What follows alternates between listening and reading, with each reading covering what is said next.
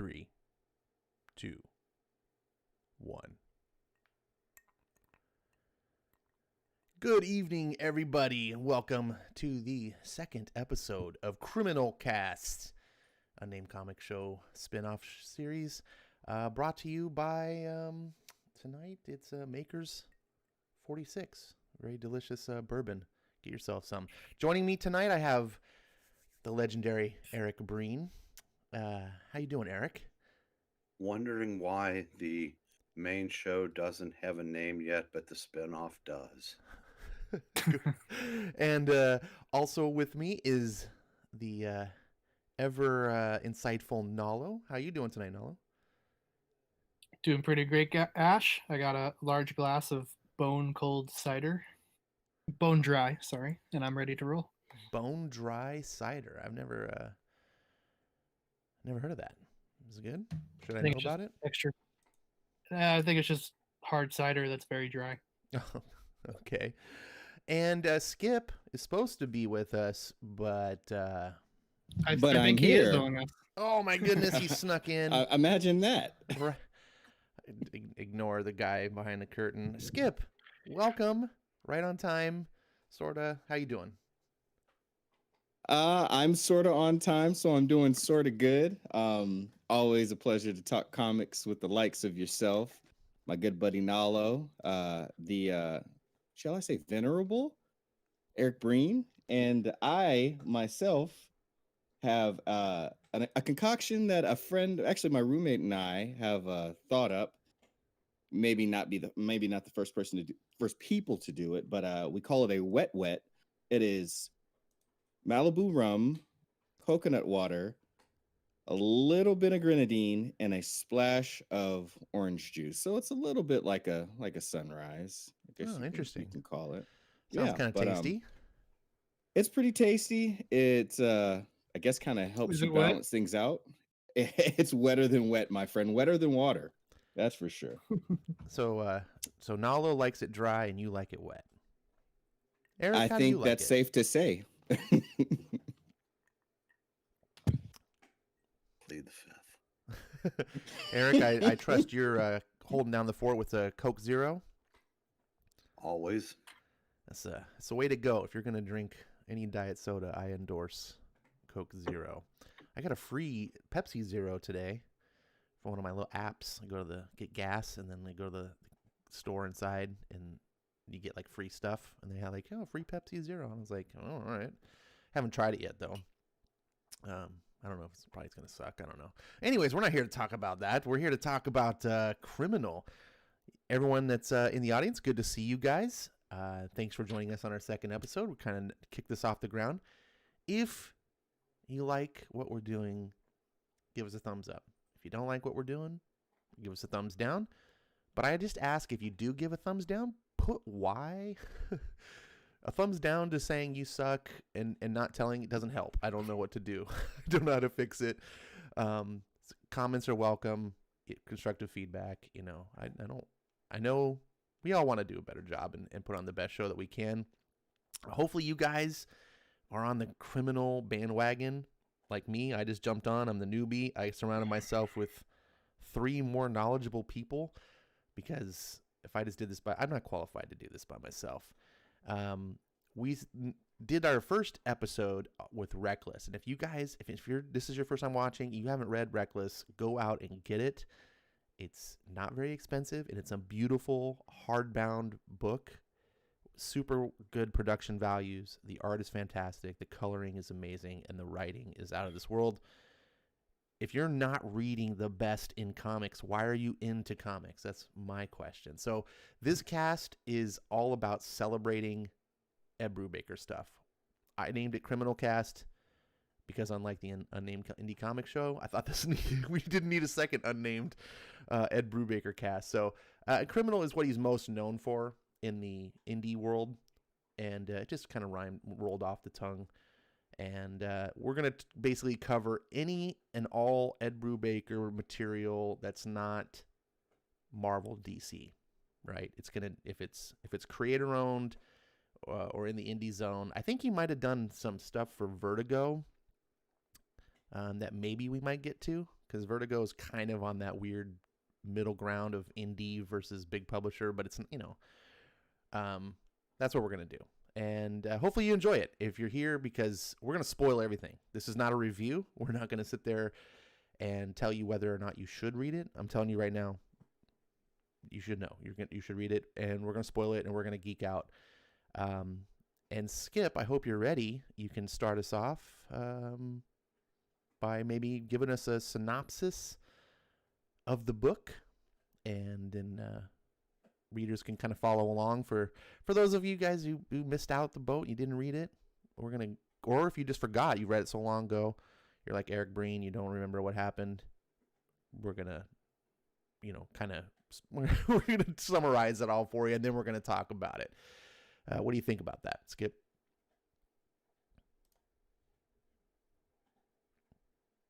Skip, you there?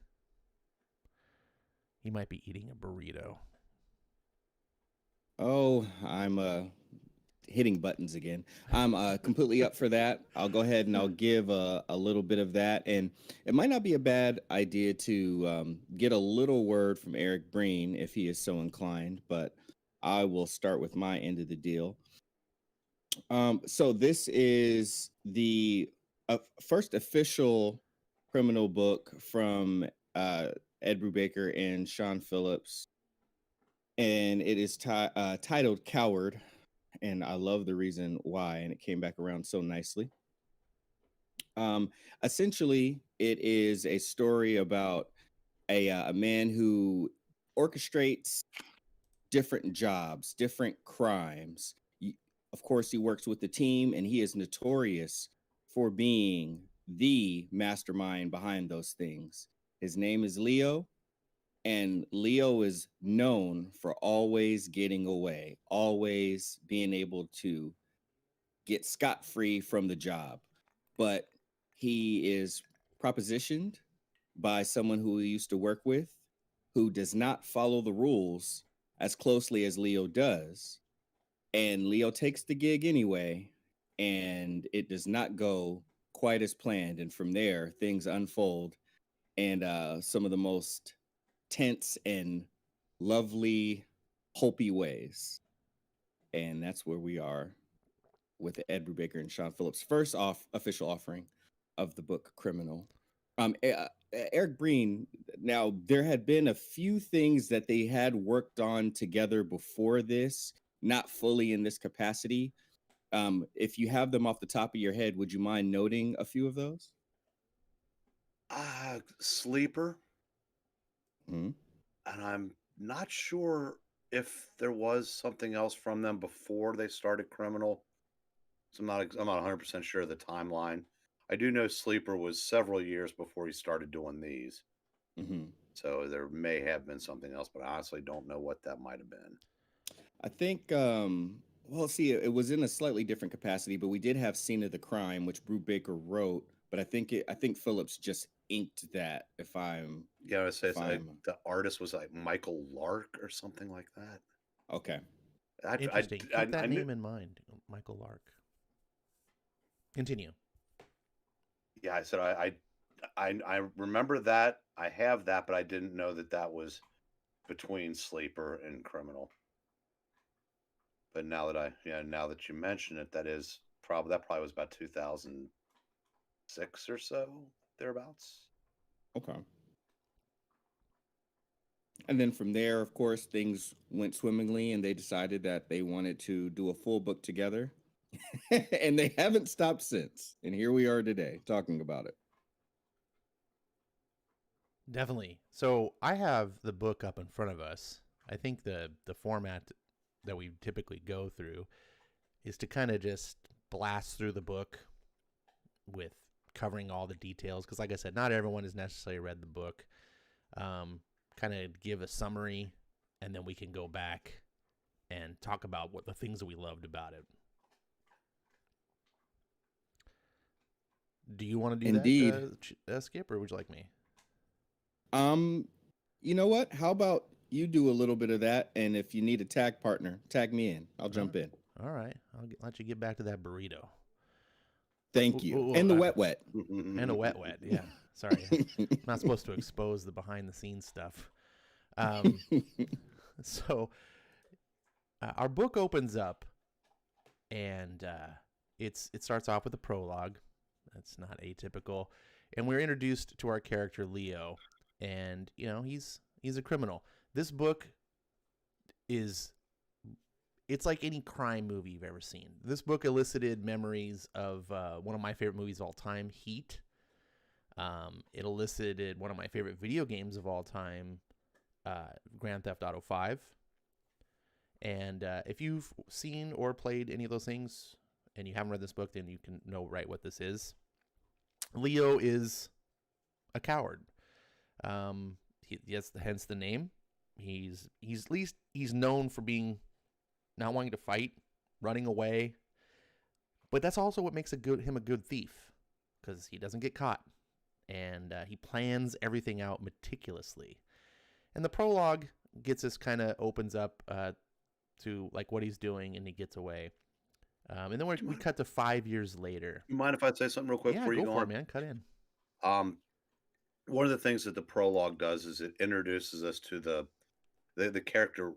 Teague and Ricky Lawless are mentioned, and one of the things about Criminal is they time jump. I mean, one series will be set in a certain year, another one might be set 12 years prior and whatnot. And the Lawless the Lawless characters are recurring characters in other Criminal books, so that's sort of like a little bit of foreshadowing. Gotcha. All right. Good insight. These are things that I'm not able to bring to the table because I'm a newbie to Criminal. This is actually my first official Criminal book, even though I've read some of his other stuff. This is the first one that I read that's actually part of the official Criminal franchise.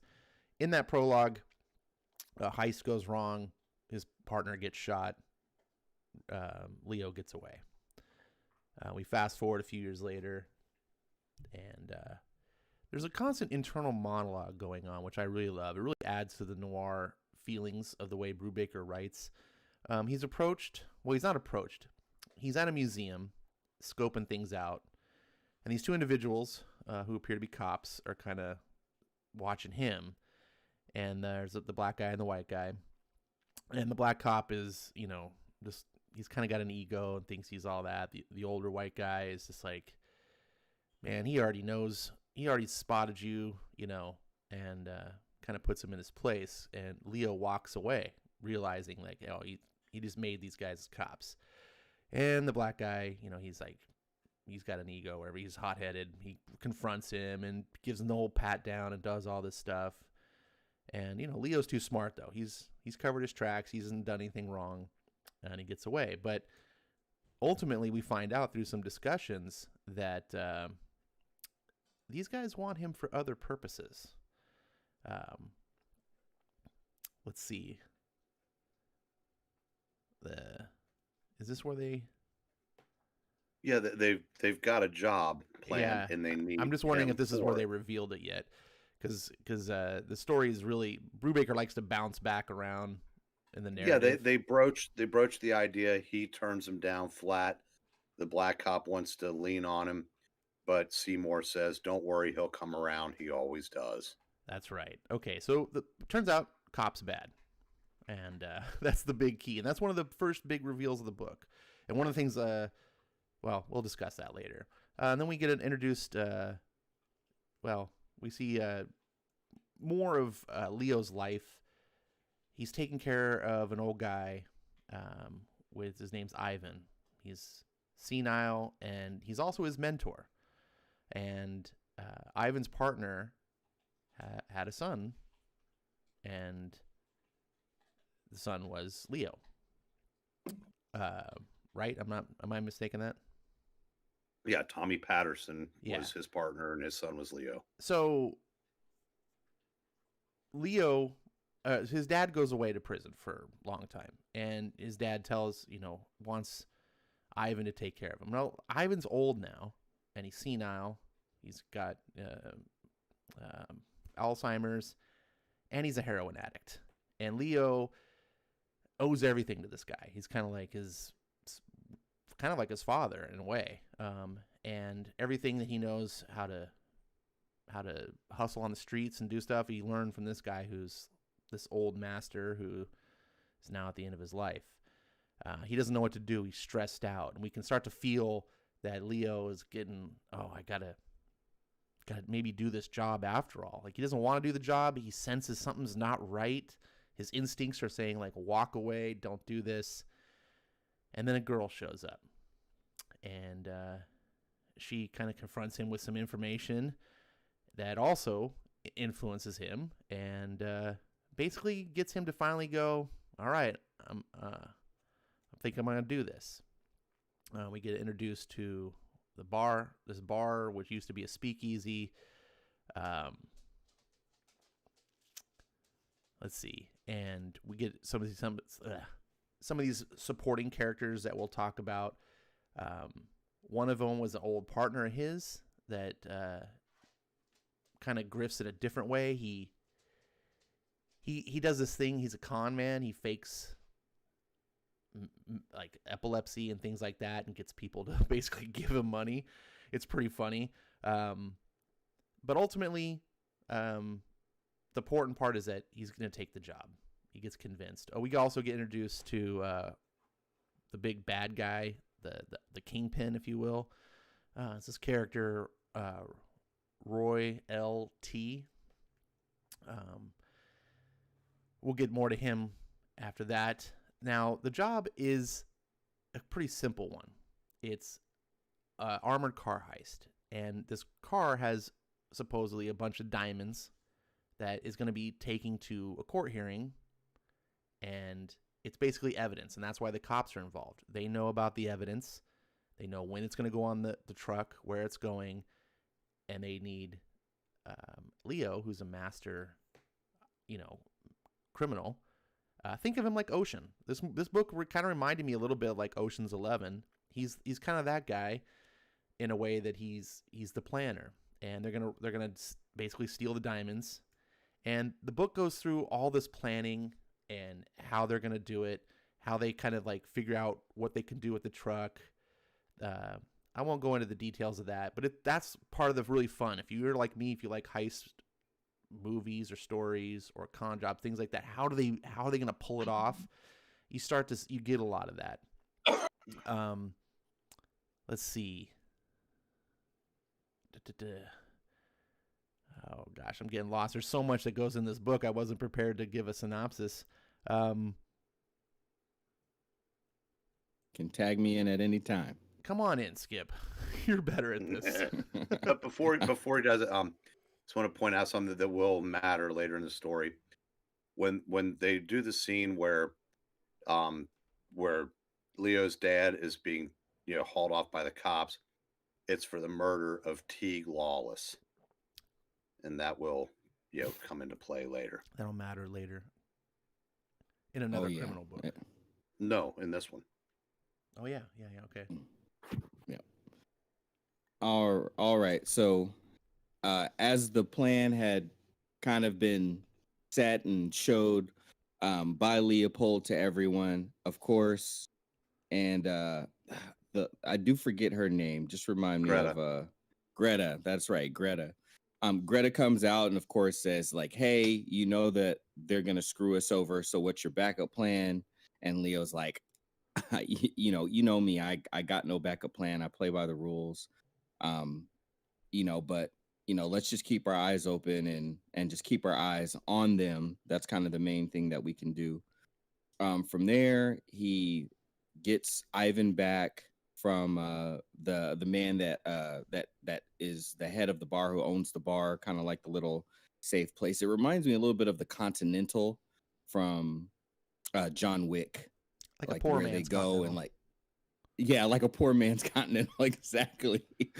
like no crime, nothing is supposed to go down there. Everybody just meets up there. But anyway, he reclaims Ivan back from there, and he has to look out for him now. I do like this scene in the subway as Leo is, Ivan,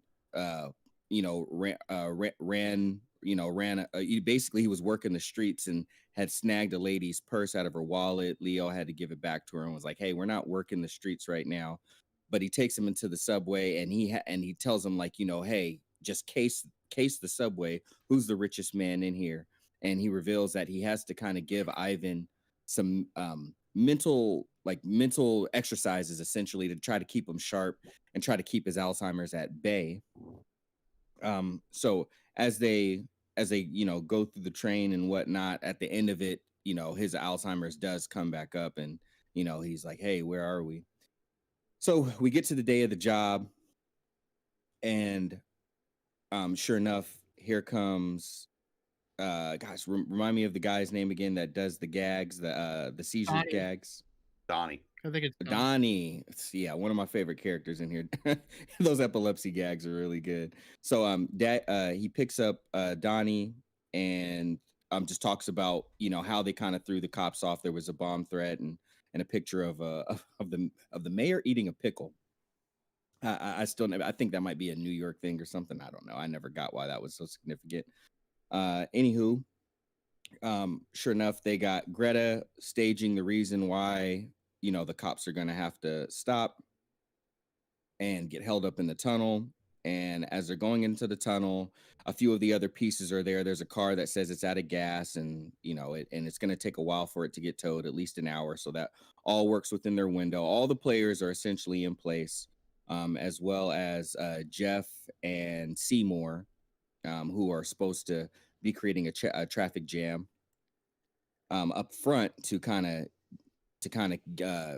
hold all the cars up there. So it starts. Here we go. Donnie's doing his gag.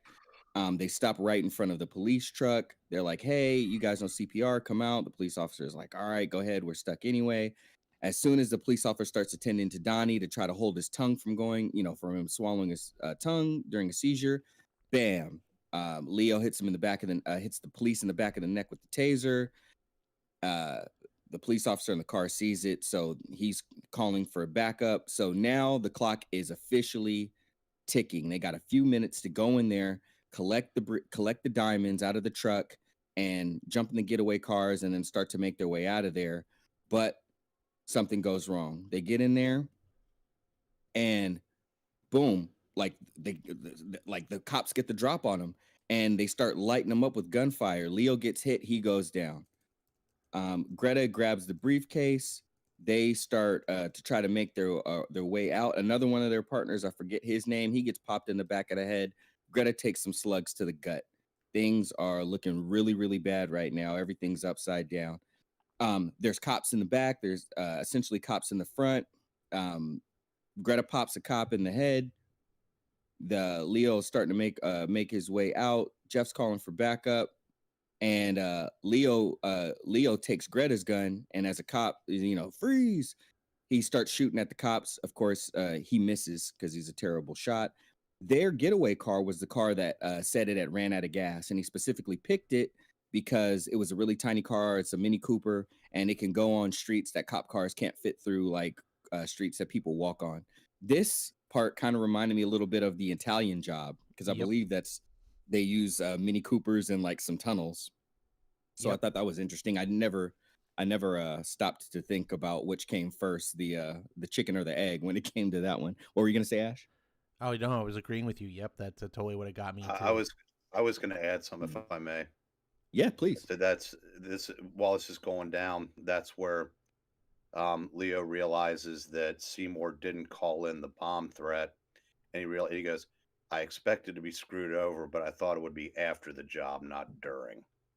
That's why it's all gone tits up. Right. And Seymour, which was the Seymour, line just for you used guys trying earlier. to follow along, Seymour is the older white guy that kind of got Leo involved in this whole thing. Absolutely. Great call out, Breen. Yeah, because all the cops are supposed to be on the other side of town responding to the bomb threat, and the whole picture of the mayor eating a pickle at that deli or whatever. But that didn't happen. And so here we are. So they're racing off. They eventually do get away. Greta's like, hey, something feels weird about the case. It didn't feel quite light enough. And as they're getting away, they pop open the briefcase to take a look inside, and ain't no damn diamonds. It's a bunch of heroin, kilos. So now everything is completely gone crazy. And Greta, she's bleeding really bad. It seems like she starts to lose consciousness, and we're not sure if she's going to make it. We transition over to the next issue. I really enjoyed the art on this one. It was cool and completely different. Greta's having a dream, like some of those odd dreams that we have when, basically we're really doped up on some crazy stuff, anesthesia, or Lord knows whatever else, a back alley doctor would give you when he's trying to take a slug out of your belly. Anyway, her daughter is in her dream, and as she starts to come out of the dream, she is inside of the house. She's waking up. Leo just lets her know that she was fairly close to not making it, but that surgeon who had some experience in Vietnam was able to patch her up, and she's gonna make it. How she survived without a blood transfusion, we don't need to worry about that because this is a good story, so we'll be a little forgiving. As we go on, we jump to a whole nother scene, and Jeff and his partner are back at Royal T's place, aka Marcellus Wallace. And they're just getting the crap beat out of him, and he is reading them the riot act. They screwed up the job all along. It wasn't any diamonds that they were trying to get. It was his drugs that had gotten confiscated and would have led to him possibly get Royal T, the drug kingpin, possibly getting indicted and him being thrown in prison. And dirty cop Jeff, the black dude, it was his job the whole time to just get that dope out of the possession of the police, so it did not make it to court that day, and obviously that didn't happen. Royalties reminding him who's in charge. That part did happen. What did you interject real quick? He did keep it out of court, and that's how. Yeah, that's how the cop tries to plead for his life. He's like, "Look, we at least it didn't go to court. Like, we don't have the drugs like these other guys have it, and that sucks. But hey, at least he's." And Royalty is just like, "Dude, you effed up. I don't care." Like, Seymour's just standing there going, "Yeah, that's why I brought in this one son bitch." and that was thank you for clearing that up. What didn't happen is Jeff getting the drugs back to Royal T. Right. But it is true the drugs still didn't make it to court that day, so that is like Ash said, that's what bought Jeff time for Royal T to say, okay, go back and bring the drugs back to me. They're not in court, but I need them back in my possession, because it's not just about me not going to prison. I need to make my money off of these. So there was that other little matter of what happened to Seymour's partner. Wait, Seymour's partner or Jeff's partner? I'm sorry, Jeff's partner. Oh yeah, yeah. He's gonna be needing different size hats. Dead. Yeah, his top popped off courtesy of one of Royal T's goons. So with and Royal T lets him, Jeff says, "Hey, you didn't have to do that." And Royal T says, "Yeah, I know I didn't have to do, just like I don't have to let you live.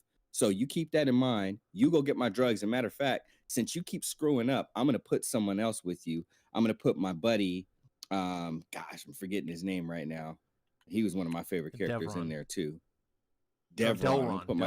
Delron. I'm gonna put my buddy Delron with you. Can you clarify? Did Delron get out of jail because the court didn't have the evidence? Yes, that was the impression I got. What I got too. Yeah, so or that Delron he took up plays too a much role. space in the cell. Yeah, I got the impression because they got the evidence to stay out of court, this Delron guy is able to become a character in the rest of the book. Yeah, that's going to be a nice piece of irony that we'll cover later. Yes, it will, and not too much later, because we're getting ready to come up on Delron here soon. But from there, Royalty gives Jeff his marching orders on what he needs to do to make things right.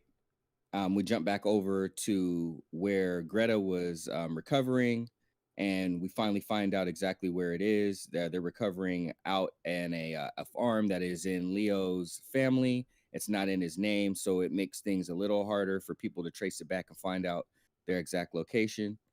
And he just keeps, Leo's just letting her know, I know you want to contact, your mother and let her know you're fine and check on your daughter, but that's one of the worst things we could do right now, because that is one of the things that could lead people back to us and screw us all over. So I also wanted to add that the Mhm. heist is kind of getting hushed up on the news because it didn't fully go to plan. Leo got away, so they wanted to take the drugs for themselves and say, "Oh, Leo got them." But because he actually got them, they're kind of keeping a hush on the news because they don't want this story to get out as Yeah. the corrupt police still try to track down the heroin. Yeah, that part Very hasn't been vague. revealed yet. But yes. Yep. Yeah, sorry. Yep. Oh, no problem. Actually, coming up on that part right now. So, well, actually, I mean, you said it. So, only thing I'll mention here is, along with what Nalo said, um, Leo is listening to the radio, and on the radio, it's stating exactly what he just said. You know, hey, this is what has happened, but there's not a whole lot of information that's coming out about it. All we know is that what happened is slightly tied to a case that was supposed to go to court, and Leo's just talking to himself about how all of that stuff unraveled, and the whole time he should have trusted his gut and stuck to his rules, and instead he trusted everybody else's greed to be what to be the I guess the guiding force of what made everybody behave, but obviously that is not exactly what Yeah, happened. he was so caught up Uh, in that, like the idea that, oh, he's probably gonna get screwed because they're gonna try to take all the money for themselves at the end. That's all he could see. He didn't have any clue that this would be a drug thing and that they were actually trying to steal back the drugs to protect someone else. And he just misread the whole thing, so he couldn't have seen it coming. exactly. I A also quick like that he checked the court docket, so there actually was a diamond case that day. So he, thought it all looked good. Yeah, I did like that was a good excuse me, Nalo. That was a good detail to point out. And he even says how he should have again trusted himself and looked at all the cases that was going on in court that day, not just verifying that there was a case for diamonds that day. That would have been another thing that would have kept his butt out of the fire. But unfortunately, he ended up or fortunately for us, because we got a good story out of it. A quick meet up with Gnarly, and that was the name of the gentleman who owns that bar that was continental like, where no crimes go down. He did look out for Ivan for a little while for Leo, and and Leo asked for a favor, just stating, hey, just let everybody know, put the word out that Greta didn't make it, and maybe that'll buy us a little extra time and take some of the pressure off us for a little while. And Gnarly says that he will. They get back to the house. There's some interactions between Ivan and Greta, being that Ivan is, obviously just a dirty old man, trying to find out if that's his new nurse, his new keeper. And that's when Greta finds out that Leo basically, fixes up Ivan. He shoots him up with the heroin to kind of keep him chill, basically just keep him sedated and kind of out of the way to where he can't get himself or them into any trouble.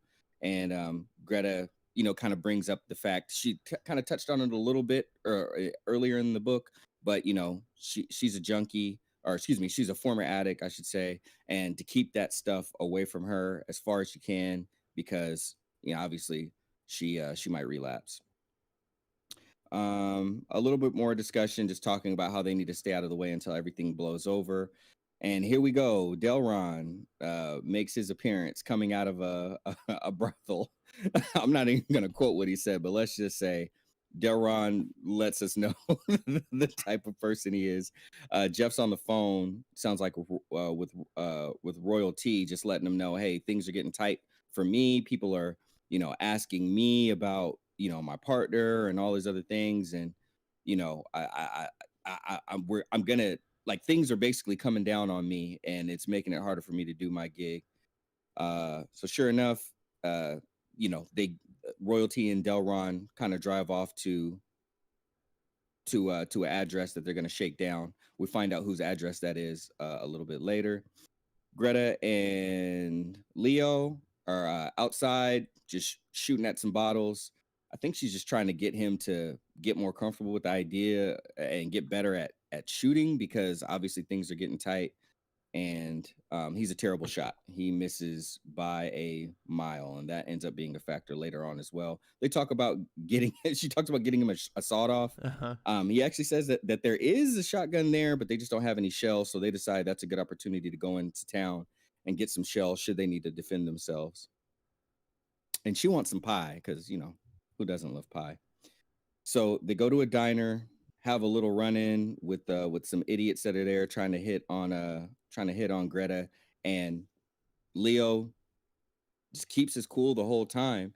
And we kind of obviously think about him being a coward a little bit more and more, but he kind of tells her like, hey, I'm not here to try to, like, any kind of trouble that I get into only brings attention to me, and any attention to me is no good. I don't want to cause any ripples. I'll take some blows to my ego if it avoids more attention and whatnot around us. It's not so much the violence and all that other stuff that I can't deal with. It's just I don't need the attention on me. I think it's also important to criminal add that mastermind. she notices that he's not a coward. She's the only one, right? Because on the top page I have right here, he's like, "Damn it, the feed store's closed, and we forgot the shotgun shells." And he's, and the scene just happened where he like backed down from these what they call them, bumpkins. And he's like, she just says she's lighting cigarettes. She's like, "You weren't the slightest bit afraid of those guys, were you?" And he just responds, "Those fools? No." "But you backed right down." "Yeah." "Why?" "Because I'm afraid of other things, I guess." And he goes on to explain that, there's other things that he's concerned about. He's like, "I don't care about my ego. These guys can, like, whatever. I'm not going to stand up. Like, there's more important things to consider." And that kind of goes into his psyche about he's constantly planning.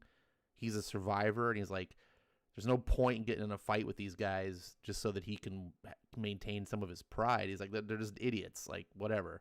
And I like that he's above it. And she's the only one in the whole story that I can recall that notices that he's actually not a coward. And I think that's, if I'm right, I think that's really important.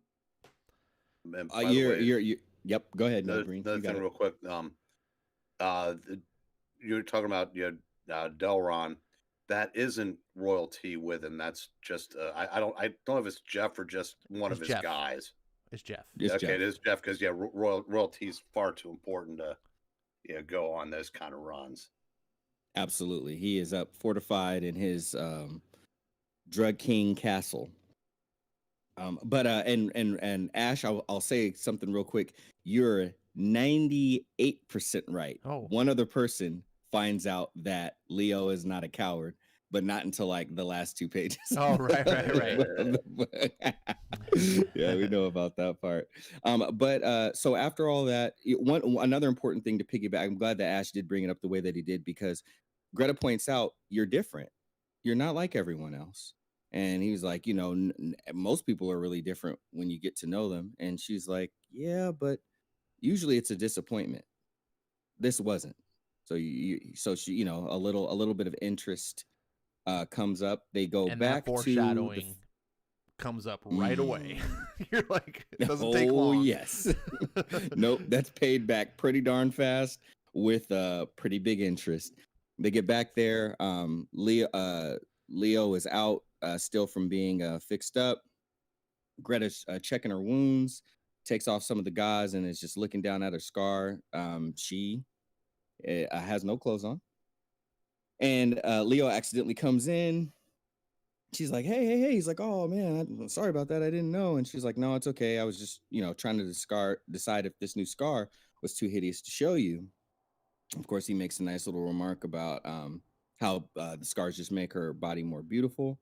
He says the ones that I'm worried about are on the inside. And of course, right after that, they, if anybody who's ever watched Who Framed Roger Rabbit, they play patty cake. And something that's important about that, though, is some of the internal dialogue or that Leo is having. He does express how he's so used to just being a survivor. He's so used to just, running and having to stay on the move and constantly thinking about that these intimate moments do give him some escape, a little bit of a vacation from that. And he rarely sleeps because so much is on his mind, but he sleeps very comfortably that night. He sleeps more than he normally does. He sleeps so much that he doesn't wake up till noon. And while he's asleep, man, this was a crazy turn. While he's asleep, Ivan wakes up. He knows where the safe is. He goes, he finds the safe. He looks inside of the briefcase, and he says he hit the jackpot because, as we know, he is the junkie, and he gets into the stash, and we know that that's bad news. Yeah. Before that's foreshadowed. Did you have a little something to add to that? No. I'm just nodding. Yep, it's you. hit the Yeah. nail. Yeah. Oh gosh, that one.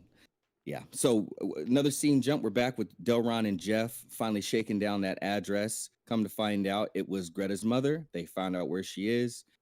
Jeff pulls out the badge. Delron posing as if he's an officer along with him, and they get inside of the home of Greta's mother, also where Greta's daughter is staying, obviously, so we can ascertain a little bit what's going to happen from there.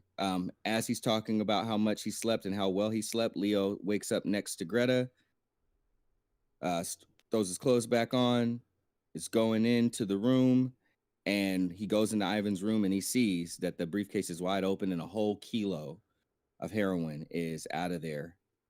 Jumps over to the bathroom scene, and Ivan OD'd. He's passed out on the floor.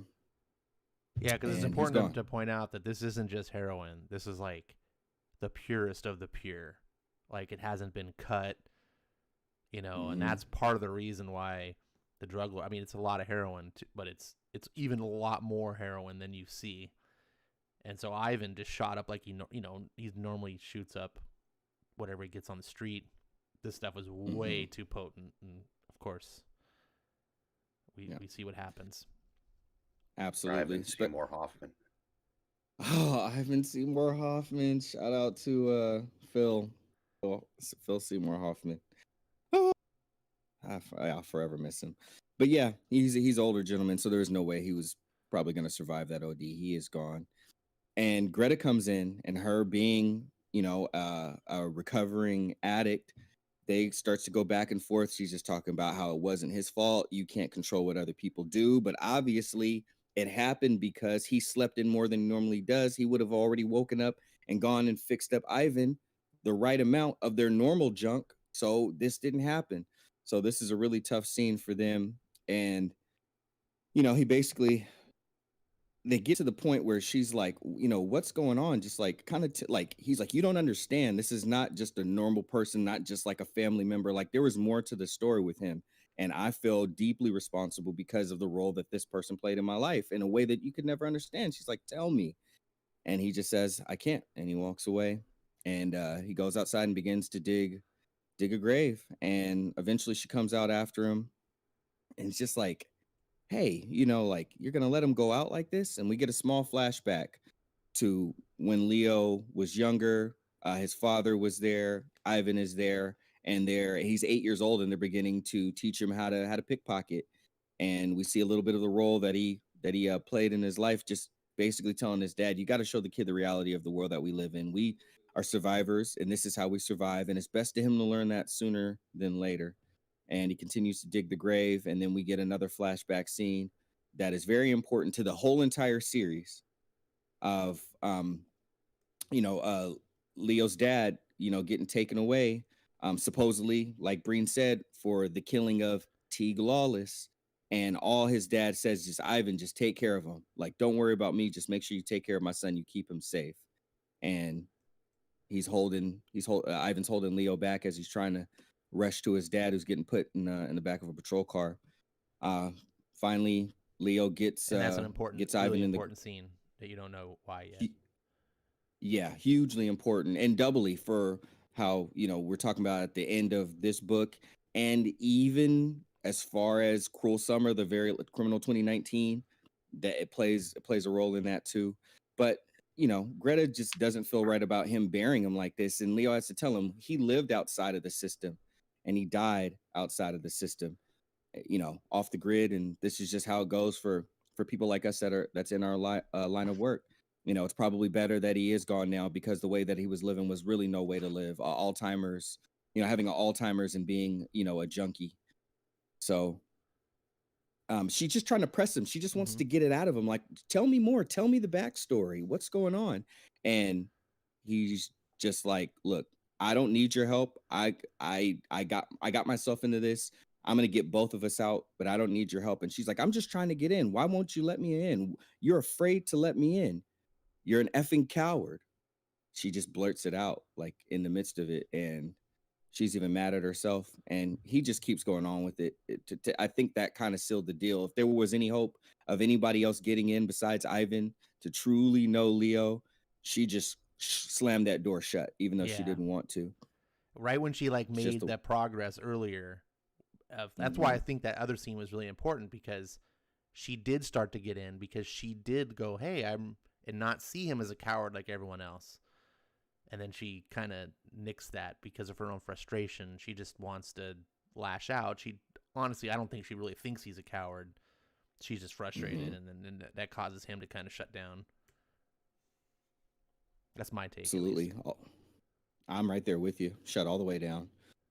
So he packs everything up, grabs the briefcase, puts it in the back of the truck, and lets her know, hey, I'm going to fix this. Though I only need about a day. All that I ask is that you stay here and don't do anything stupid or foolish, to give me that time to get our butts out of the fire. And if there's a way that we can make some money off of this, then we'll make some money off of this and we can go our separate ways. And she's just pissed off at herself because she knows what she did.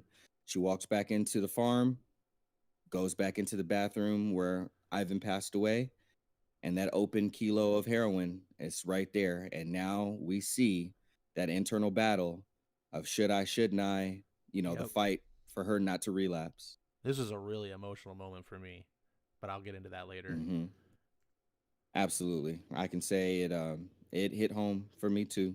Probably, and we'll find out more later, but I didn't expect that particular part to come up too, and I'm glad I did. One of my favorite things about this, I'm not going to go off on a rant, but I do love how that Frank Kafka like crime noir story is like one of the things that Gnarly reads every day. He likes that little newspaper, the newspaper funnies. But we get a flash over to a scene within Greta's mother's home, and it's Greta, and she again did something stupid. One stupid thing begets another stupid thing, and she calls, and she's calling her mom, and she's calling her for the right reasons, but it's still not a good thing. She wants to talk to someone, get her mind off of it, get her out of that space to where she might go and use the heroin. And her mother doesn't answer, and sure enough, we find out that her mother had been killed. Delron and Jeff, she's dead on the floor, bleeding out, and they're just listening to the voicemail,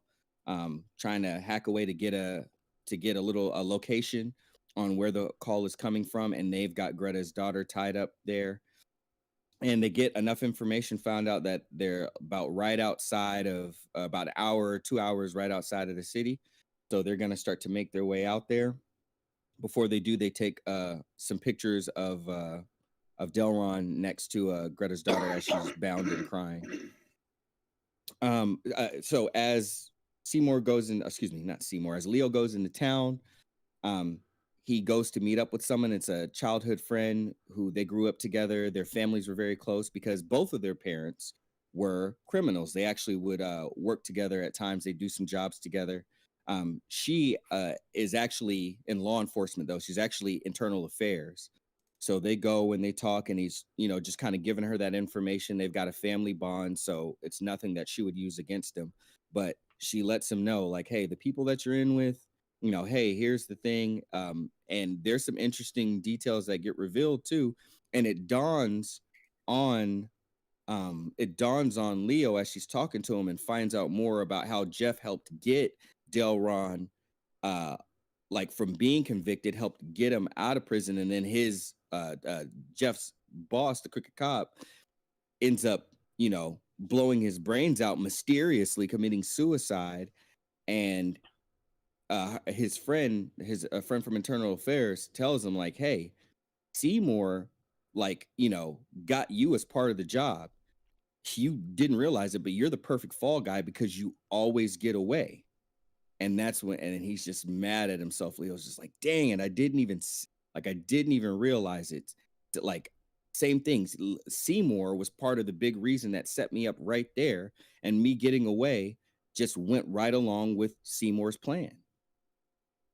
So she's just letting them know, like, hey, the people that, I can't do anything for you. My boss wants us to continue to monitor these guys because we want to get enough evidence to build up a case to put them away for good and really find out who Jeff is working for, because obviously he's in someone else's pocket. Someone has bought his loyalty as a cop, And one thing, and we want real to find quick out who that is. before you go too Yeah. far. This was one of the big reveals of the story too, of why like he was supposed to get away, so that the cops, the crooked cops, could blame like, oh, where's the heroin go? Oh, that Leo got away with it. He's on the run. Like the whole thing was he was supposed to get away and never be found, so that they could keep the heroin and no one would investigate them. Except that he actually did get away with the heroin, and that's what's effed up the whole plan. Because now they can't do anything. And before, that's why it was off the news, because they don't want to report this stuff, because then if they do capture him, then they got to be like, well, did you get the heroin? Because the cops have no intention of getting that heroin back, right? They need to make sure it goes back to royalty. And this was just a big part of the story plot, and it was a big reveal, because you're like, oh, the whole time you as readers see how good he is, and like, oh, this is why they need him. They only wanted him for one reason, that he would get away. Right. And that they would keep the drugs and they would pin it on him that he has them, so that way Jeff can take him back to royalty, just as Ash said. So that was the very specific detail on, and the revelation to him. So now that he knows that, you know, he asks, is there anything that could be done? Like I said, she says, hey, we got to continue to monitor and watch these guys, because we need to find out, you know, neither of them know about royalty yet. Neither of them know. So so she needs to find out who the supplier is and who Jeff is working for. But but another small detail is she does talk about how it's like a newer experimental form of heroin, and like how it could be like cut 2 times and still turn a profit. So you can really, really, really make a lot of money off of this. And that again just plays into more why Ivan had no chance after he shot up with that stuff. It was way, way, way too potent. I also wanted to add a small detail for the larger criminal verse, as we've already Please. touched on, like the lawlessness, the lawless characters here. This internal affairs woman is saying that the lieutenant just wants us to, you know, keep watching, keep eyes out, because we're still hoping for a way into Hyde's business. And Hyde is kind of the, you know, let's say crime lord of the criminal world. And we don't get to meet him in this series, but I really like how Coward kind of sprinkles in a lot of the larger elements that show up in the next books. Absolutely.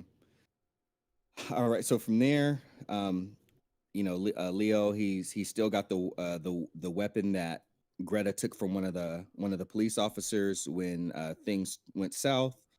He goes and he's gonna go to Seymour's place. He plans on shaking down Seymour, and is like, hey, he's either gonna give me the information, or if he's the one that directly screwed me over, I can just wait and I'll just rob him later. But either way, I need to, you know, I need to go up there and, you know, confront him if he's there, or possibly wait for him to get back.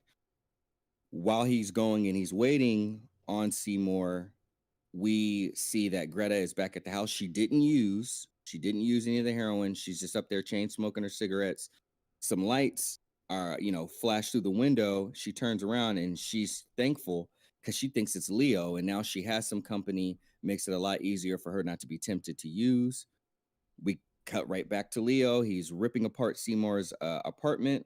Found a little bit of money in there that he's going to keep, but nothing else is producing any information for him, except he sees that there's a message on the answering machine, and he goes ahead and plays it, and it's from earlier that day, and it's Jeff calling and letting him know, hey, we got a lead on basically where the dope is, and we're going to go ahead and head up there right now. Leo is way out, about 2 hours out of town in the sticks, and we're going to go and we're going to grab that.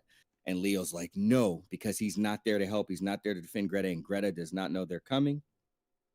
And sure enough, we flash, and Greta finally finds out as she's, you know, because when you're standing in the headlights, you don't always get to, it's so bright, you don't see who's behind the headlights, all that. And I love how in the art they use that. And then soon as they come around, it's Delron, the dirty cop Jeff, and it's Seymour. And finally, here we are with the conclusion. So he's scoping out, Leo's scoping out the place with some binoculars. He's staying far away from the house because he can see that they're there. He's trying to determine how exactly he's going to approach it. Once he finally does, he goes down there. He's got his gun drawn. He gets inside, and he sees that Greta is dead and bleeding out on the ground. Soon as he sees her and tries to go down to her, he sees that Seymour is there, and it's just Seymour.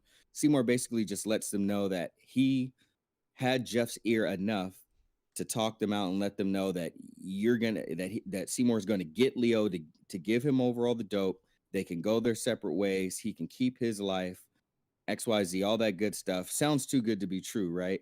But he does show Leo a picture as collateral that they do still have Greta's daughter. So if he tries any funny business, she'll be as dead as a doorknob along with him. And there's no way to salvage anything that happened throughout the whole time.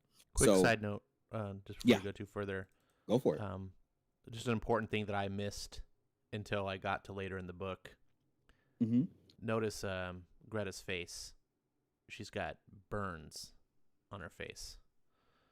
Yes. I know you're going to come to that later, so I just wanted to point out to go ahead and continue. Yeah, no, thank you for and we got it up there right there. Yeah, notice there's some additional things, not blood drops, but those are actually burn marks on her face. And yes, that does play an important role later on. So Leo is leading Seymour out to the car, to the trunk where the kilos are, so he can get the briefcase back and let things be what they are. They're talking about the heroin, discussing it.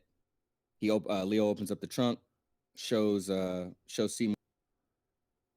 And another important thing for the whole entire series, let alone the end of this book, they're talking about Leo and what he's or Leo's talking about what he's actually afraid of.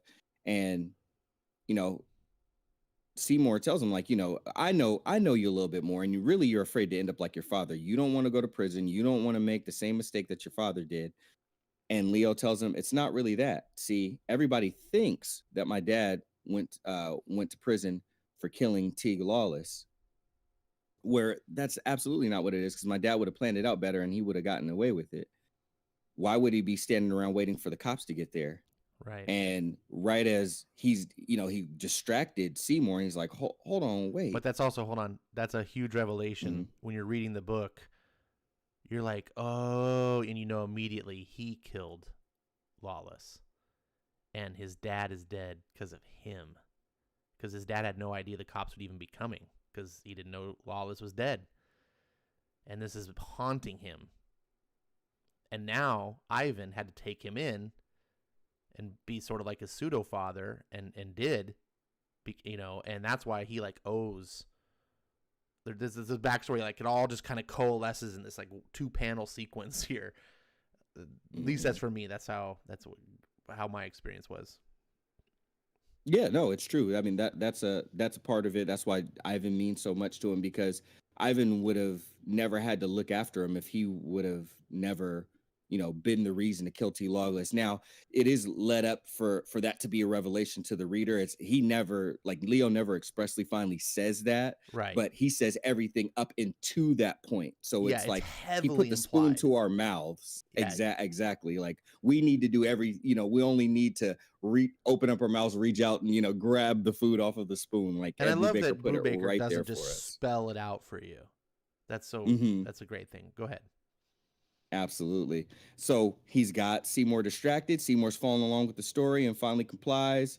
And ready to, so, and he does say, "Oh, that you killed Teague Lawless? No way!" And then he says, "Way," and he just throws the drugs he cuts open one of the kilos and throws it right into Seymour's face. And Seymour has no time. I mean, he's inhaled this stuff. This stuff is super potent. And Leo pulls out his gun and puts one right between Seymour's eyes. And easily one of my favorite panels in there. I was like, man, if there is a Sean Phillips, all-encompassing panel in there, that is definitely the shot. So from there, he's like, oh, I should have asked him more information to find out where they took Greta's daughter. But he taps in his pockets and he finds a key to the hotel, and it's got the hotel tag on it. Oh, come in, Breen. Come in. Well, let's just say real quick, I said that, there's a line in between the heroin to the face and the one to the dome where he goes, "That's what I've always been afraid of, you stupid piece of shit." of what's inside of me. Yep. That's the big reveal. That's a good moment. That And you're was just a like, great oh, moment. dude. At this point, it's like where the movie shift gears. You're like, it's on. Yeah, and again, going back to the title, right? Coward. The whole time we're led to believe, through so many actions, and then eventually we're led to a point where we're questioning, is he truly? And then we come to find out, no, this man is not a coward. But even then, it still hasn't fully been solidified. We at least know he's not a punk, but is he still a little bit of a coward, or how about his business is he? So anyway, he has to quickly go back to the house, kind of, makes his peace with Greta, closes her eyes, and spends some times with the body. You really get to see a close up, and even better that they were burn marks on her face right there. But he has to light the house on fire because so much of the evidence is there. So he just lights it on fire, and it's a small town, so the fire department and the police end up driving right by him as he's on his way to that hotel, to where Seymour was staying and where Delron is staying. He noticed it's a small hotel, so he notices only 2 rooms have their lights on. He goes for it, and actually Delron is coming outside. He approaches him from behind. Delroy finds out that he's coming, kind of beats him up a little bit, slaps him around, and right as Delron gets up close to him and grabs him and tells him how he's going to kill him, Delron reaches back for his knife that we saw as he was approaching him from behind, and realized his knife is not there. Those pickpocket skills came into play. Him being a pickpocket since he was 8 years old, he picked the knife right off of Delroy and then slashes him to death with it. Just hits all the parts of his body that has a major artery, so he bleeds out nice and fast. He gets Greta's daughter out of there. He pulls a piece of something, looks like maybe a piece of glass or metal or something, out of his arm as he's bleeding out. And Greta's daughter points out how much he's bleeding, and he's like, hey, don't worry about it. I'm here to rescue you. And they get the heck out of Dodge, and they go back to the Undertow, Gnarly's bar. And it's after hours, but Gnarly's there. Gnarly helps patch him up. Turns on some more music, or like does something with the daughter to where they're singing to keep her occupied, and Leo gets a little bit of rest for a little while. After he wakes up, he goes to the lost and found room in the Undertow, which I can only imagine what all is in there. That was one of my moments. I'm like, man, what else is in there? But Right. We'll talk about that later. Like the lost and found of like a scoundrel bar, one could only imagine. But there were some Oxycontins in there that he was able to take, obviously as a pain reliever, to kind of get him in a place where he can move around with some ease, and even a little bit of crank, so he can kind of take himself up, raise that heart rate, get a little bit of a surge, Jason Statham style. And he is on his way after Jeff. That's the final score he has to settle. That's the last piece on the board that he needs to bump off the board to ensure that Greta's daughter is safe, and also just for his own self, settle that final score. So he finds Jeff, leaves the suitcase inside of Jeff's car. Jeff makes his way over to Royal T, and a little note was left. He just say, hey, it's all there, which it's not all there. There's like 2 kilos that's not there. One that Ivan took, and obviously the one that he threw in Seymour's face. But again, we're being forgiven. This is a great story. He leaves a little note just saying, hey, go handle your business, Jeff. Settle your score with Royal T. I'll walk away, no harm done. Jeff makes his way over, and of course, I love that little scene, the little detail in that panel of how Leo was right behind him, telling him the whole time, all the way to Royal T's place. Jeff gets pat down, goes inside to see Royal T. He lets him know it's like a fortress. It's hard for anybody to get in, and that's how a kingpin survives. Being a kingpin is the ones that are successful anyway, as long as they do. So he creates a diversion and throws a Molotov cocktail right at Royal T's Humvee. And then walks up to the door guys and is like, hey, is that your car? They're like, get out of here. Get out the way, white boy. We got to handle this. And that's what allows Leo to slip right past him, go inside of the hideout. And right as Jeff is, kind of letting him like, hey, here you go. Okay, I'm all good now. But things got too high. IA is up my butt. I need some money because I got to disappear because they're asking me where my partner is that you just killed. And he's like, you need money. This was just to get me my stuff back that you screwed up in the first place. So nah, I'm not worried about what you need. And he's like, hey, people know I'm here. And he was like, what people know you're here? And right then, that's where we see Leo kind of creep out from behind. He's got himself a pistol, and he's smart. Since he's a terrible shot, he brought a Uzi, and he just starts spraying that thing like a super soaker. Kills or hits Royalty. Royalty's pretty much dead. He got hit in the head too. Sprays at another one of or some of Royalty's guys. They get wet up. But Jeff went under a table. He hits Jeff in the arm, but Jeff hits Leo twice, or actually 3 times. So Leo's wounded, and it looks like he's going down. And Jeff starts to make his way out, and right as the door guys start coming in, and they're like, "What's going on?" Jeff shoots both of them in the head, kills Royalty's guys. He starts calling for backup, letting them know, "Hey, officer got shot. There's been a drug homicide here, and I need backup as well as medics."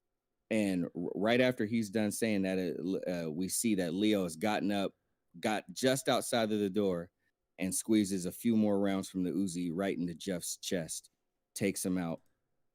And this is where we find out that crucial bit of information Ash was talking about the cigarettes. He's like, Jesus, why? Jeff says, Jesus, why? Why didn't you just run? Again, he's known for being a coward, and that's exactly what Jeff thought he would do. He even left a note kind of playing into that whole thing, like, hey, you go settle your score, and I'll walk away. And Jeff, taking his last dying breaths, tells him, hey, broke too many rules. And those were your cigarette burns on her face. So it was Jeff that was a jerk, sick, demented idiot, going way farther than he needed to, and burned Greta's face after as torture, as they were beating her up and basically killing her back at the family farm. And Jeff says, I was, and he dies. And I love this line here. Leo's speaking to himself, and he says, turns out dying is a lot harder than killing, a lot more painful too. There's a siren in the distance, like a song calling me home. I think of Greta, how she'll never hear that call again. But this song is getting louder, starting to scream at me. I can't be here when the song stops. I can't be here. But like I said, dying is harder than killing. Just my luck. And the cops and everything and SWAT arrives, and he dies. The end. Does he die? Well, at least we're led to believe that. Yeah, I liked how the ending is a little ambiguous, because you can walk away from this book going, he's dead, or he's. My take was that he's not. Now, obviously, there's going to be future books that might say yes or no. I don't know. But I feel like just my luck, it's like, shit, I didn't die, and now the cops are here. And he's kind of getting his just desserts. But good. That's a very thorough review, or not a review, but a recap. I'm going to start back at the beginning so we can talk about what we liked. I'm going to give Nalo the first opportunity to kind of say whatever's on his mind about this book, what stuck out to him, and just whatever you want to say. Go ahead, Nalo. Did Nalo fall asleep? Nalo! All right, Eric. It's late back there. You're the substitute. So always have a good backup. That's right. Remember, like Leo, always have a backup plan. Hey. Nalo, you back? Hey, it looked like my mic froze in Discord. Hey, Nalo's here. Good. All right, well, Eric, you were Ash's first choice. That's right. I'm back to Palookaville.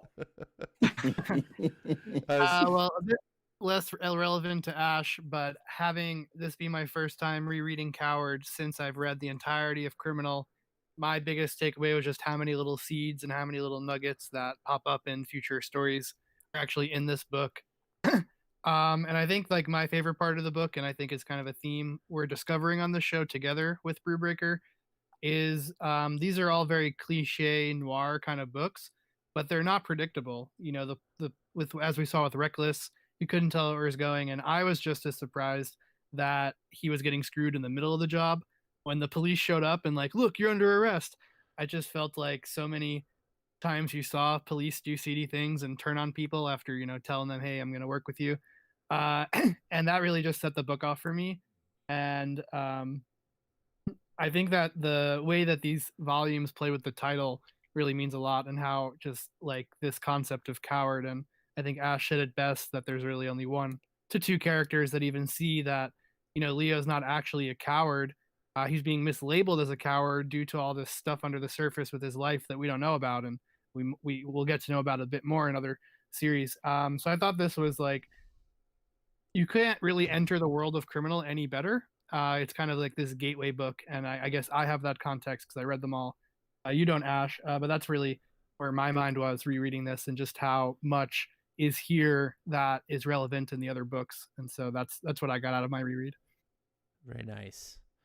How about you, Eric? What's striking you right now that you want to say about this book? Well, if you read the Criminal series, and even though I said my memory's a little hazy on the ones that I have read, one of the constants is this is kind of like, the underbelly of life, where basically each character is kind of one of life's losers. Not losers per se, but just like losers in life.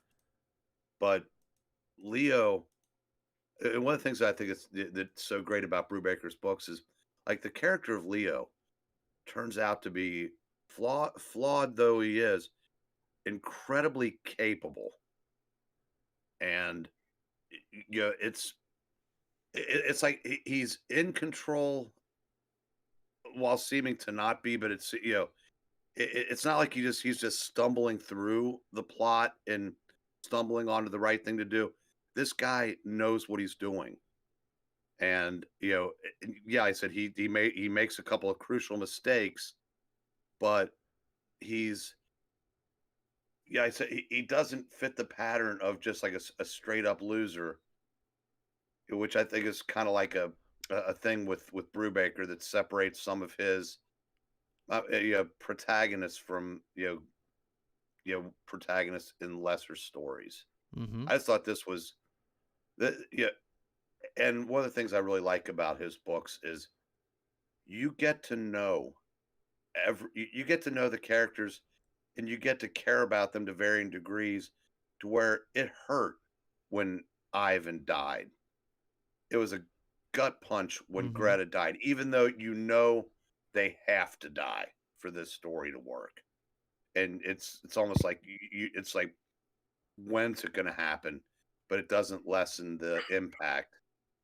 And like I said, it's, and that when you get to the end, there's not going to be a whole lot of bodies left standing. But I said, it's just getting to the journey through the book, through a Brubaker story, is just amazing with the twists and turns. And I said, just giving actual personalities to the, what I like to call like the bad guys that are one and dones. That it just lends weight to the story. If I could just quickly build on your point about Ivan, what one of my takeaways I forgot to mention was that kind of tension of the guilt Leo feels, of feeling like it was his fault, and the reasoning he gives himself to justify why it was his fault is how he hid the heroin from Greta because she doesn't know the house, but Ivan knows this house, so he picked a hiding spot that is also probably Ivan's hiding spot in the past for his drugs. And just this kind of like visceral connection of like, I put it in a spot Ivan would have known about, and I how could I have done that? And that's such a hard dilemma to deal with, and just a small nugget of building off what you said, Eric, but that part really stood out to me. Yeah, something good finally happens in his life, and it costs him the life of his mentor. Just from that one time he's able to sleep in, the cost of that. Yep. What about you, Skip? Do you have any? I know you just spoke a lot. Your mouth's probably a little dry, but fortunately you got a wet. Um, any just overall thoughts or anything comments you want to make about the book as a whole? One of the things that I really enjoyed about the book was some of the homages that it had to some of the other medias, or at least or some of the other media or movies, books, or whatever that we had, kind of discussed some of the things that we had seen. It's nice. I mean, we know that, a lot of people watch this or watch that or listen to this or read this, but it's cool to see that it was had so much of an effect on Brubaker that he wanted to pay tribute to certain things. And yeah, the other thing, Breen kind of touched on it. It's really just the ride. Where you start off is interesting enough, but where you end up is usually not where you thought you would. And maybe even if it was, the journey to get there likely isn't what you thought it would be. And I've read many of stories where I kind of knew where they were going, and it was usually an issue of execution. Did they execute it well, or or did they not execute it well? But with Brubaker, I do appreciate the fact that I don't always know where he's gonna take me and how we're gonna get there. But it's a quality ride every time, and I just really appreciate Phillips as well. Just so many of the shadows and the blacks, and how he really captures the noir genre and the feel and whatnot, while still making it their own. Nalo talked about the seeds that they planted and how they come up later in certain stories. All of that stuff just comes together in a masterful way. I mean, the things that Brubaker is really good at are apparent, so they've mostly been touched on. But the thing that we can't sum up, I think, in words is going through and experiencing it. You can't truly experience, or you can't truly gather the value of a Phillips and Brubaker book by watching a stream or a review or whatever. You have to go, because it is very physical and visceral, and things are going to hit you in the gut, and things are going to punch you in the head, and things are going to kick you in the heart. And all like he's getting all of our being, as human beings. He's getting all of those parts involved for those stories, and I don't know very many people that do that better than the team of Brubaker and Phillips. Well said. I couldn't agree more. I kind of want to just kind of flip through real quick. Well, not real. I mean, as fast as quick as possible. And talk about some points of the book that that hit me. Let's see. I gotta get back. Comicsologies can be very cool to read with, but difficult to use when I'm trying to stream with it. And you can't just say go back to page 1. You gotta go through all these hoops. One of the things that stood out to me on this book was that the art and the writing was a lot more raw than what I'm used to. I've come into Brubaker as a newbie fan, so I've read like Pulp and I read Reckless. Those are some of his newest stuff. And the art here is obviously a lot more unrefined. The coloring is not nearly as good as Elizabeth Brightweiser, which I don't even think is as good as it Nathan Phillips? Who's the son that does the coloring? Jacob Phillips. Jacob. I really like his coloring, so I kind of miss that here, but it's not really a critique of the series. This book was still phenomenal. I was actually expecting the book to be less than it was, because I was like, this is this early stuff. Nope. This book is amazing. I can see why they've made a strong career of it. The cop twist, you talked about cliche and stories, and you think one of the things that Brubaker's really impressed upon me with these books that I've read is that he takes you down a path and he uses cliche to make you think you know where it's going. And he puts the cliche in, and you're like, and he suckers you in every time. You're like, and then boom, he takes a sharp left turn right in the middle of it. You're like, wait, what? I thought we were going that direction. That's what you Nope. And he keeps surprising you. And some people might criticize that. and say, oh, that's just a gag or give me. Like, I don't know. That's strong because he's able to surprise me. Even if you read multiple books, you're still like, I don't know where he's going with these characters. And he doesn't do it just as a sense of like, oh, I'm just going to make a twist for twist's sake. It's not like that. All of the stuff that happens in these books, and the reason why it took Skip so long to go through and detail the events in this book is because every panel matters. This isn't fluff. This isn't like a lot of modern comics where it's just I'm filling space with words so I can get to the page count. There is so much detail. You could literally go study, panel by panel and just do almost like a thesis on this. It really impresses me. I also wanted to talk about, I'm just kind of going through my notes here. I don't know if you guys do this. I really just love doing this lately, especially with books that I love, whether it's prose or comics. I like pairing it with some good music.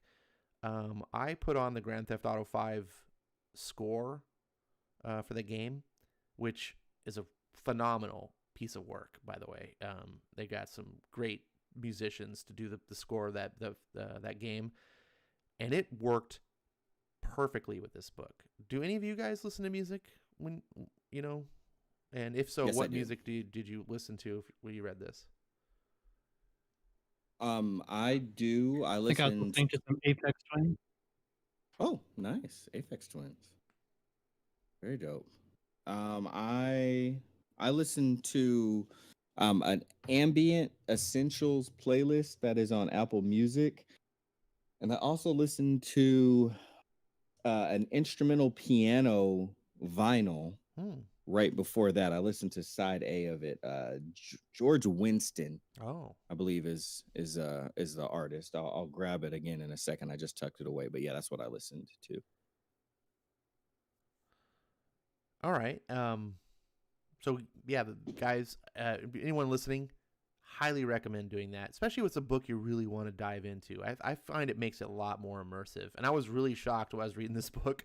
And sometimes I'll put on a soundtrack as I'm reading a book, and it's amazing how, because a movie score is not really composed to just be like music. It's composed to heighten the moods and the emotions and things that the movie is telling. And so sometimes it can be really off. You're playing the score back, and it's like playing some real intense action scene moment from the score, but you're reading, like a drama portion, and so it can be off. But I was really surprised at how well the Grand Theft Auto, when the love scene kicked in, like it kicked into certain music, I was like, wow, this is like it flowed really well. I just wanted to mention that because that was really fun. I think Breen really talked about this, and I wanted to double down on the. Hey, you didn't ask me what I was listening to. Well, I gave you. There's a long pause. I figured. What'd you listen to, Breen? The Lester Young Trio. Oh, okay. Lester Young Trio. I know. And it literally took the exact time of the record. Oh, that's awesome. Perfect. Speaking of Breen, what you said, I resonated with me really well. These characters in this book, extremely human. Even though pretty much everyone in this book is scum. If these were real people that we heard on the news, we would just be like, these are all dirtbags, right? But because Brubaker tells a story and we get to witness their lives and be a part of it, we get to see their human characteristics that we relate to. And we kind of just empathize with them. We say, oh man, I know you're, whether it's Ivan, who's a druggie, or even Greta was a reformed, heroin addict, the main character Leo is a thief. But we see that the human qualities kind of rise above that, and that's what we attach ourselves to, even if we don't agree with them on a moral level, like, your life is. And I also like that Brubaker doesn't idolize it. He doesn't glorify any of this. He's using it to tell a story, a very human drama of characters you care about. But at the end, it's not like Leo gets away and everyone's like, yeah, go Leo. Like, he kind of gets what's coming to him. This is only a matter of time. And this story really comes off as a tragedy to me. And, tragedies, if told well, can make for excellent stories. And this book was told really well. Um, I also like. the. Go ahead, Oh, Eric. go ahead. No, go ahead. I was just, no, I was just say the thing I love about Brubaker's books is the characters tend to be all on the wrong side of the law, or the vast majority of them are. But with Brubaker, the thing is, where does each character, where is the line they will not cross? And that's what I like about his books, because in this book you have Leo had his own sense of honor, whereas like a Delron or a Jeff, even Seymour, probably had more morals than Jeff, who had more morals than Delron. And then just like, there's different layers of scum. Sure, And exactly. then that, even though the bad guys are the good guys in this story, it's the ones that actually do have lines they won't cross. And finding what those lines are in a Brubaker book is something that makes them really enjoyable. Agreed. I think I really like that. Yeah, even though these characters are criminals and they do bad things, we don't agree with them. There's a very clear difference between them and the antagonists of the story, like Royalty and Delron, who are just irredeemable. You're just like, no. There's like bad people, and then there's you guys. You guys are filth. And Leo's not going to kill an innocent person. Right. And I think a even different way Jeff, frame it oh, sorry, 1 second. Jeff, the book highlights how Jeff put the cigarette burns on Greta before she died. And so that you as the reader are like, oh man, you deserve that. Like, it's one thing you killed her, but you tortured her first. Like, you're scum of the earth. And so you can relate to Leo, even if you don't agree. Like, okay, maybe you need to go to jail because you're a thief your whole life. But man, Jeff got what's coming to him. Go ahead, Nala. I was gonna say a different way to potentially frame it is, while every character is a criminal, you can see maybe they're, instead of using the word criminal, they're all living outside the system, as Ivan said. And so if you take away that word criminal, they're just these people outside the system. You can kind of recast who's good and who's bad, and it's very clear. Jeff is bad; he's torturing people, and Leo's trying to follow his own rules. Another thing I came to mind was, I'm pretty sure, especially based off the book that comes after this, that this is set in modern times, like 2007 or something. And it's interesting how you don't really get that much sense of technology. And I'm wondering if that's a message Brubaker is trying to say, that, these people living outside the system, they're using payphones and stolen cars. And it makes sense that, it doesn't feel like it's 2007 to them. So There's even a line in there. He goes, "You don't have a cell phone?" Remember that, when the two guys are in the car? Yeah, he's like, they annoy me. Yeah. Yeah. I like to point out, Skip said, I think he talked about the Italian Job, which I'm fond of very much. But I drive a Mini Cooper. So when I got to this part of the book, I was like, yeah, get in that Mini Cooper as your escape car. Let's see. We talked about this a little bit. I hinted at it when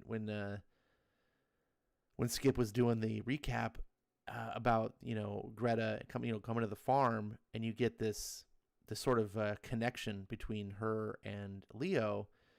I think this is like one of the biggest tragedies of the whole book, and it's like this big gut punch, because you get some really nice drama that Skip unfortunately is not able to cover in giving a synopsis. You got to read the book, but Brubaker, just in a handful of pages, like they're shooting on the fence.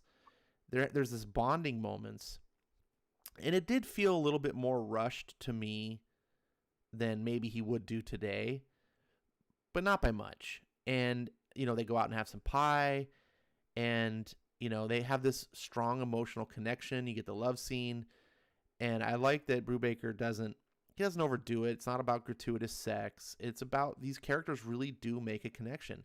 And Leo's life has been effed, like, since he's a kid. I mean, he's been a thief since he's 8 years old. He's been raised by thieves. It's not like the dude had a lot of choices in his life. And ultimately, he's haunted, as you find out in the story, that his dad is in jail, died in prison because I don't think you covered it, Skip. I may be wrong, but not only did his dad go to prison, he ended up getting shanked, and killed while he was in prison. And that dude's doing time for his kid. And he's haunted with this forever. Meanwhile, Ivan takes him in. He's a druggie, but he never gives up on him. And so Leo knows, man, Ivan wouldn't even be in this mess. He wouldn't have never had to take care of me if I didn't put my dad in jail, who's now dead because of me. Seriously, like, messes up his mind. Like, I'm imagining as a reader, I'm like, dude, like, this poor guy's life, like, it's just been at the end of the book, it's like just my luck.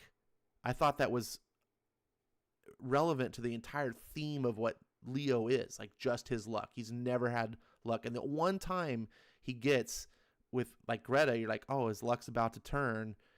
We see it go stray when she makes the coward comment, and then that puts the wedge, and that wedge never gets to be fixed because of the circumstances that happened. And that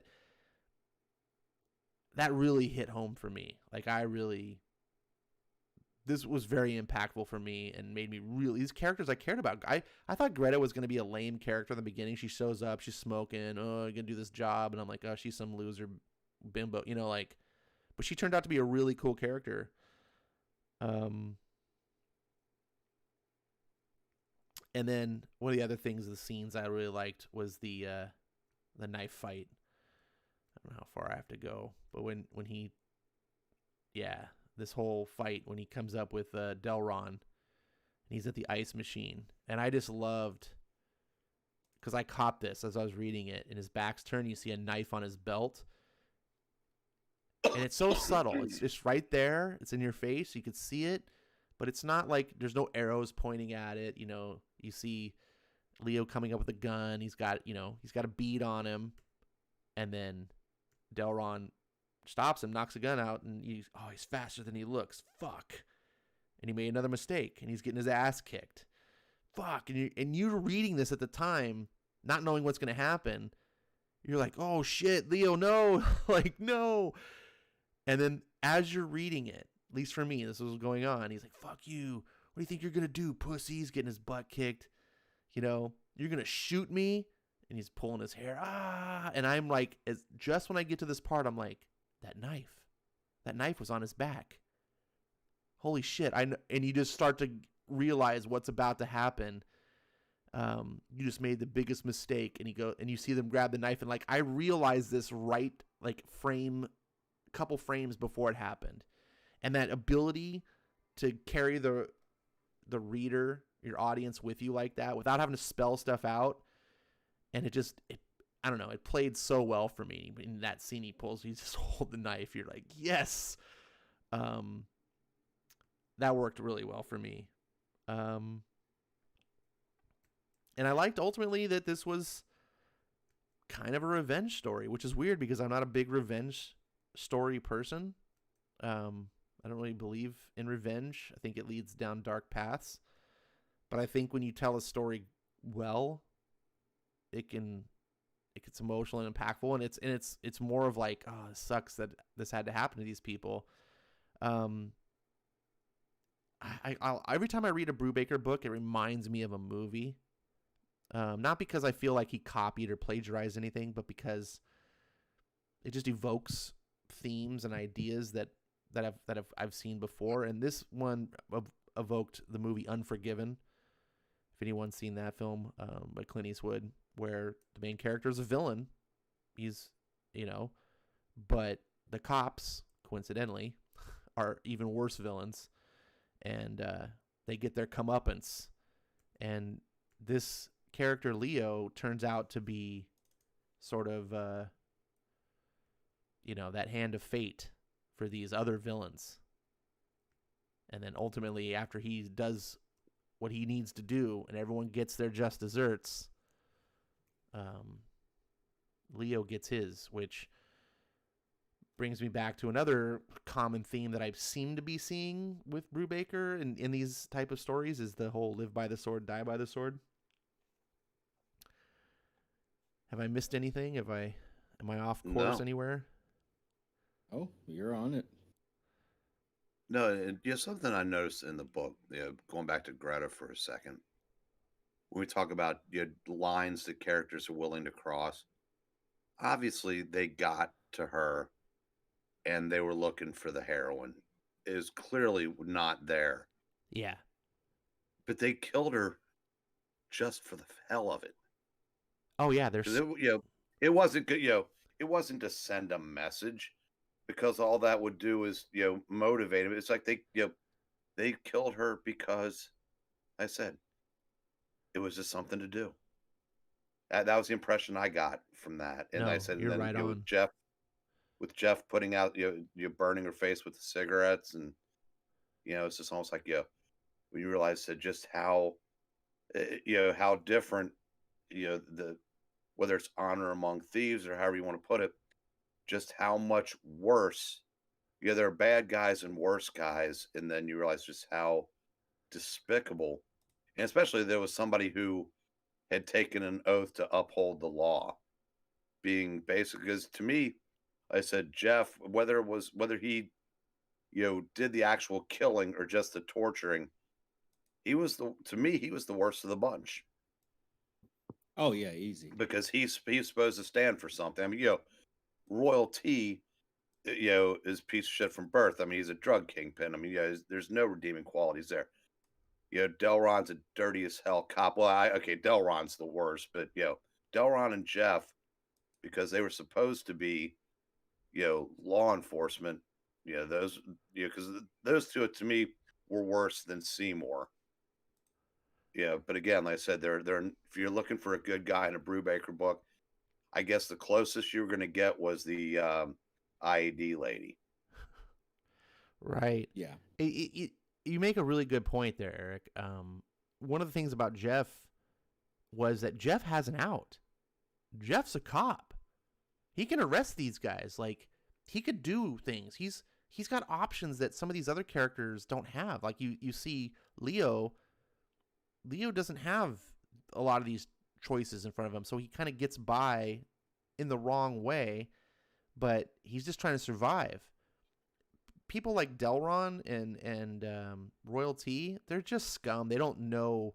That's all they know, and that doesn't excuse them. They're bad, but at least like Jeff, you're like, dude, you had an option. Like, of everyone, you could have just stood up for something good, and you have the whole police force behind you. But no, you had to be greedy, and that, I think, for me, it evokes an emotional reaction that he's the worst in agreeance to you because of that. Where the other guys, I'm just like, yeah, you're terrible. You need to go away for a long time. But there's no excuse for someone who's like, yeah, you could have chose good. You had everything. You'd have been fine, but you just decided not to anyway. Like, I hated Jeff, like, in a good way. Jeff was definitely the worst. Have you That's guys when, go ahead. over the course of one 4 to 6 issue series, when you can come to viscerally hate a character to where there's a little, yes, when they get theirs, that's when you're reading something good. Absolutely. Totally. Every character in this book you feel something for. Some of them you may love, some of you may hate, but you will feel something. Delron to Royalty to Jeff, Seymour. I mean, even the little girl, Angie. He manages to make you feel for every character. And that's one of the reasons I love reading his books so much. Because when you care about the characters that you're reading about, you don't need, you still want good writing, but you don't need the writing to be as good. When you just care, that's like the first thing. And Brubaker, instantly, every book I've read of his, within 5 pages, I'm already gripped. I'm already like, oh, what's gonna happen to this guy? Where's he going? Like, and that keeps you turning those pages. And then he doesn't disappoint you with plot. And I was expecting not to be disappointed, but I was expecting like, oh, I've read, his peak, like his work of today. This is 15 years ago. It's probably not going to be as good. Set your expectations lower. And I was like, well, this is so amazing. The only thing I mean, there was some little quibbles here. I think like that he's perfected on his like scripting ability. I think today he would have maybe handled a couple of scenes slightly different or whatever, but that's nothing really. I mean, I just love that he can make. I'm generally not a revenge guy. I don't really like revenge, but if you're gonna do it, you have to make me. You have to sell me on it, and I think that's super important. Now, some other people maybe don't have my qualms. They're just like, oh, they looked at me dirty, so get them. Okay. I'm not like that. I'm a very forgiving person. So, but have you guys ever read? It's a classic book now. James O'Barr's original The Crow. No. If you ever get a chance to, if you're inclined to read revenge stories, it's worth reading. I mean, the movie follows it pretty closely, but the movie does it one injustice, and that was my biggest problem with the film was I never bought that Eric Draven in that book would have been so undone by the injustice of his experience that he would have come back from the dead to kill all these people. But in the book, James O'Barr, oh my God, he does not hold punches. Like, he makes the scene that the main character, the Crow, like his girlfriend gets killed, like that causes him to have the revenge story. It's one of the most awful, gut-drenching things I've ever read. And it's painful to read, but the rest of the book, you are invested. You are like, get him. Like, I don't care. Mother Teresa would be reading this book, and she'd be like, kill them all, Crow. And that's a strong writing thing. And I learned a lesson there that if you are going to tell a story about revenge, you better make the people that the character's getting revenge on be really like have no redeeming value, like so that the reader can't just be like, oh dude, like it really, that's like too much, you're just like, no. And like that, the little things, like I said, like the burns on the face, if he hadn't have done that, I'd be like, well, she did kill him, and I guess she'd be justified in killing the cop, but he's not really a violent person. I was like, but that added touch, I was like, yeah, dude, you gotta go. You're the worst. Like, and you just don't want to have any sort of, what's the term I'm thinking of? You don't want to care about any of these people, and Brubaker, make sure you don't.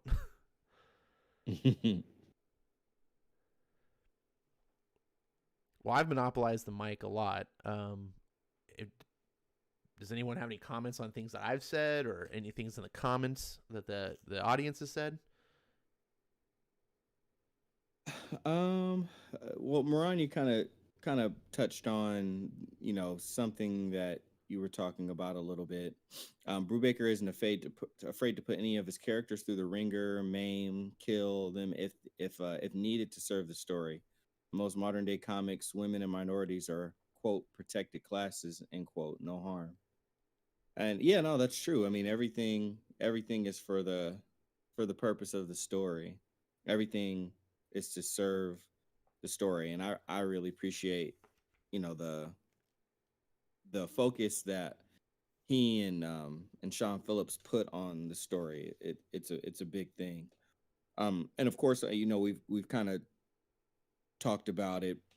Breen talked about it. Nalo definitely touched on it. But I haven't read this one in a long time. I haven't read it since I've read Criminal 2019, the Cruel Summer arc. And it's really cool to see how well they stuck to like the beginning to kind of wrap it all up, because Cruel Summer is how, obviously the main story is how Teague Lawless actually died. And it's interesting also to see some of the things that they changed too. There's some things that are slightly different, but still they serve the story. And once, for anybody who hasn't read both or haven't gotten there, it still feels like they cared and that they drove it home, and any of the things that they did change was only to make the story better, but they weren't big changes, and they kept the most important things. And it was really cool to see that. I even had to crack open my Cruel Summer book the other day, and was like, oh yeah, okay. I had to do Oh, that you too. did it too, now? Yeah. It's just cool that like he brought it all the way back around. It really was this big old universe, this criminal universe and world that he created, and they totally respected it. And it also makes sense why they've kind of for some of the books after Pulp and Lawless, why they've kind of gone away from it a little bit, because they had already set it up and done so much in there that they're able to take what they do well and then start applying it to other types of stories, or at least other characters, and kind of create some new worlds for us to play around with. So that's really cool too. My favorite part of the criminal universe is how much we see here that gets built out, from the bartender at the bar to even this Kafka comic strip. We got a whole volume on, who's really behind that comic strip. And so I have a very different take than, let's say, Ash's the first time reading this, but once you get deeper and deeper into criminal, this book deserves a reread. For sure. I haven't read nearly what you guys have read, but I can already sense like the level of detail that's in here, and knowing that there's other characters, because like I read the Bad Weekend, which I think Teague Lawless was in that story, wasn't he, for like a bit, or one of the Lawless guys? Ricky Lawless was in it. Yeah. And so I get this feeling like, okay, this is a big kind of shared world that Brubaker's writing in. And I get this, I just feel like as I read, like I'm going to come back and do exactly what Knowledge has said, like have a different perspective, knowing how some of the paths of these other characters crossed in different stories and different times. And like I said before, the detail of each frame, there's so much going on that you might just read it again and catch things, knowing how the story turns out, going, oh, I didn't even catch that he put this in here, because he does. The level of detail, I don't feel like there's ever a wasted frame in these books. It's so tight. I agree. Yeah, you're really correct. And you're actually making me think of how even just masterful this prologue is, showing, how he got away from this job that went bad, and kind of setting up in your head like, hey, this guy's a coward. And it just does so much in such a small amount of pages, introducing this character. He's a coward, he runs away, okay, he got away from that crime scene even though it went bad, and you find he isn't actually the coward. And just that he even puts this little prologue of like what Leo's life was like a few years back just adds so much to the story. Ed Brewer says, I arrived late tonight, but the more I see of this book, the more I want to read it. Well, I feel bad that we may have spoiled a lot of your experience, but there's a lot more criminal books out there. And I got one on the screen that I want to do next. And I know my cohorts here have some ideas of some other Brubaker books outside of the criminal universe that they would like to discuss, and we're definitely going to get to those. But I want to give everyone a chance to know ahead of time what the book we're going to cover is, so you don't feel like, hey, you have one day to read a book that we're going to do tomorrow. So I want to make an announcement. It might be 2 weeks before we do another one of these. We're going to do Lawless. And it's on the screen. You can get digitally or at your local Incognito, Velvet. There's other books that I'm sure that we'll cover. We're absolutely going to be covering the sequel to Reckless, which comes out in March or April. So jump on that bandwagon. I highly recommend it. And, join us. Treat this like a book club, this cast, so you can jump in and give your opinions and geek out about what you liked about the book, point out things we may have missed, what was important to you. Like, did you read a certain scene and did it reach out to you in a certain way? Every book I've read of his, he impacts me somehow. Like, I just feel like part of my life, I go, oh, I understand what this character's thinking because I went through this certain thing in my life, and I'm hoping everyone else has that too. So we're going to wrap up this stream now. Pick up that book, and any final thoughts? We'll go ahead and start with you, Skip. It was just a pleasure to reread it. I was able to get my hands on the Icon edition Icon published Criminal hardcover deluxe edition. And there's some really cool stuff that's in the back of it, some like reference images and photos and stuff that Sean Phillips had like pictures and stuff that he had taken. Actually, that was a part of the iPhone or iPad art you had put up and kind of shown earlier, Ash. So it was just really cool to read it this time around, analog, read it in a physical book, and pop open that thing. It's nice and oversized, and that was really cool. And yeah, just everybody continue to read the books along with us. Come hear us talk about it, and I'll hand it over to Breen next. I was gonna say, even though capes and cowls are my first love in this hobby, Brubaker of what this industry has to offer outside of superhero comics. I truly do believe that at this point, because I've yet to be disappointed by anything he's done. Agreed.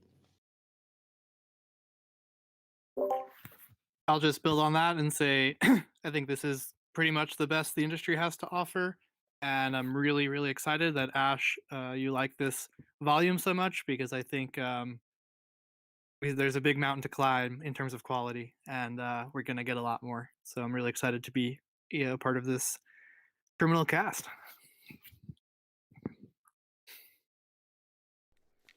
All right, guys, we're going to wrap this up. Looks like YouTube is having some glitchy issues, having some streaming problems, so I apologize. I can't agree more with what these guys said. I don't really want to read books about criminals generally. I'm a capes and cowls guy too, and I want to read about heroes.